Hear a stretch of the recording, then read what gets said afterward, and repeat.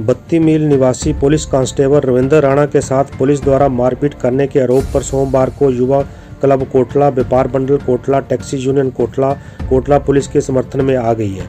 युवा क्लब कोटला के प्रधान सुमित मेहरा, उप प्रधान रितेश मेहरा, सचिव राहुल शर्मा इत्यादि ने कहा कि कोटला पुलिस द्वारा कांस्टेबल रविंदर राणा को नहीं पीटा गया है और सारे आरोप निराधार हैं। उन्होंने कहा कि अगर रविंदर राणा कोमा में थे तो इतनी जल्दी ठीक कैसे हो गए।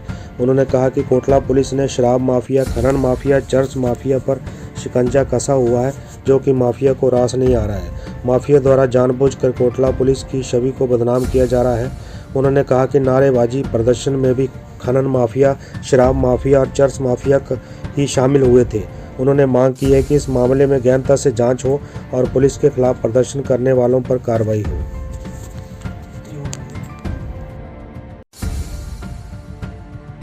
मेरे बेटे को मारा है और उसकी ये दशा की है। जो वीडियो 2 अप्रैल को आई थी, जहाँ तक मेरे संदर्भ में है, तो इसी दौरान जब उन्होंने कहा कि हम इसका सरकारी इलाज नहीं करवाएंगे, हम इसे अपने प्राइवेट हॉस्पिटल लेकर जाएंगे, तो उन्होंने उसे वहाँ से बिना किसी से पूछ के उसे पठानकोट अमनदीप हॉस्पिटल ले जाने की सलाह मांग ली और उसे वहाँ ले गए। वहाँ ले जाकर जब पुलिस वालों ने उन्हें पूछा कि आपने पुलिस को इंटीमेशन नहीं दी, तो उन्होंने बताया कि हमें इसके बारे में कुछ भी नहीं कहना है। परंतु अगले ही दिन जब उन्होंने बत्ती मील बाजार वालों को खड़ा किया और बत्ती मील के सभी व्यापार मंडल को कोटला में पहुंचा दिया, कोटला में आकर उन्होंने व्यापार मंडल कोटला की ओर, पुल की ओर से आए और जैसे वो बाजार में पहुंचे उन्होंने नारेबाजी शुरू कर दी कि कोटला पुलिस चौकी मुर्दाबाद मुर्दाबाद। पर जब मौके की तबिश हुई, उसकी इंक्वायरी की गई, तब पता चला बाद में कि इस सारे मामले के पीछे एक राज छुपा हुआ है और इसकी जो भी कड़ी निंदा की जाए हम कर रहे हैं, क्योंकि ये पुलिस पर लगाए गए सारे बेबुनियाद झूठे दोष हैं कि पुलिस ने ऐसा किया। पुलिस ने सिर्फ अपनी ड्यूटी की है। हम संजय शर्मा जी को बहुत अच्छी तरह से जानते हैं।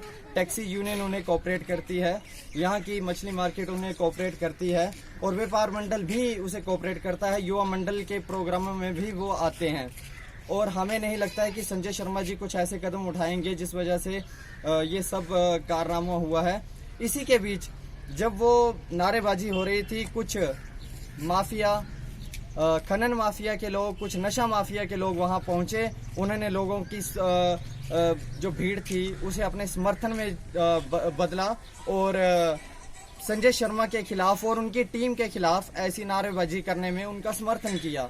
बल्कि हम व्यापार मंडल कोटला की ओर से, युवा मंडल कोटला की ओर से और अब तमाम कोटला निवासियों की तरफ से ये आश्वासन देना चाहते हैं कि जो संजय शर्मा और उनकी टीम पर इल्ज़ाम लगाए गए हैं वो बेबुनियाद हैं और हम उसकी कड़ी निंदा करते हैं।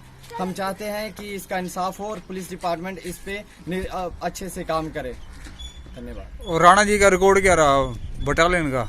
उनकी बटालियन का रिकॉर्ड, जैसे हमें पता चला है कि उनका बटालियन का रिकॉर्ड अच्छा नहीं रहा है और जहां वो कार्यरत हैं इस टाइम पांवटा साहिब में, वहां भी उनका रिकॉर्ड कुछ ठीक नहीं है। हम तो चाहते हैं कि उनकी मेडिकल ट्रीटमेंट हो, उसके बाद ही उन्हें अपॉइंट किया जाए, क्योंकि अगर कोई शख्स मिर्गी के दौरे से गुजर रहा हो तो उसे पहले मेंटली ठीक होना बहुत ज़रूरी है अगर वो जनता की सेवा में काम कर रहा है। वो अपनी पत्नी को मार पीट रहे थे, अपनी मां के साथ गाली गलौज कर रहे थे, तो उनकी पत्नी ने पुलिस चौकी कोटला को फ़ोन किया।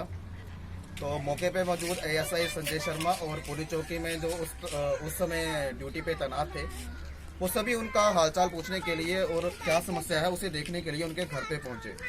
लेकिन घर पे जैसे ही वो पहुंचे तो जो रविंदर राणा जी हैं उन्होंने कोटला पुलिस चौकी के जो जवान उनको मारना पीटना शुरू कर देखने आए थे, उनके ऊपर पथराव शुरू कर दिया। उनके ऊपर पथराव, उनके साथ गाली गलौज और काफी हद तक धक्का मुक्की तक पर आ गए थे। तो अपने बीच बचाव में पुलिस चौकी कोटला के जो कांस्टेबल जो थे उनके हाथों में भी चोटें आई। फिर और लोगों को यहाँ से जाना पड़ा, कुछ ग्रामीणों ने भी उसको संभालने की कोशिश की और इसी धक्का मुक्की में वो चोटिल हो गए। लेकिन जब उनको रात को यहाँ पर अपनी कस्टडी में पुलिस चौकी कोटला ने रखा तो वो रात के समय तक बिल्कुल ठीक थे। उन्होंने चाय तक पी, पर चाय के पीने के बाद ही जैसे उन्हें चौकी के बाहर खड़ा किया तो उन्हें चक्कर आ गया।